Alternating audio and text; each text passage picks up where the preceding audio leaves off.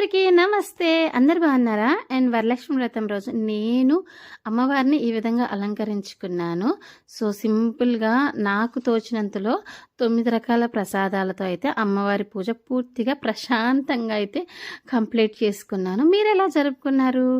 And ఇంతకీ నేను వాయనంలో ఏమిచ్చాననేది చూపిద్దామనుకుంటున్నాను.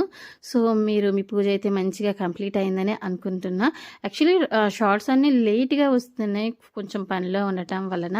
ముందైతే నేను వచ్చిన ప్రతి ముత్తైదుకి ఒక ప్లేటు, అందులో ఒక బ్లౌజ్ పీస్ అనమాట.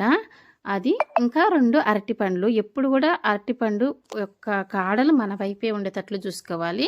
అండ్ దాంతో పాటు 3 గాని, 2 గాని, 5 గాని గాజులు, పసుపు, కుంకుమ, తాంబూలము ఇయ్యాలి. తాంబూలం కాడలు, అరటిపండు కాడలు మన వైపు ఉండేలా చూసుకోవాలి. దాంట్లో పాటు నానబెట్టిన శనగలు. ఇదే తాంబూలం మీకోసమే తీసేసుకోండి మరి.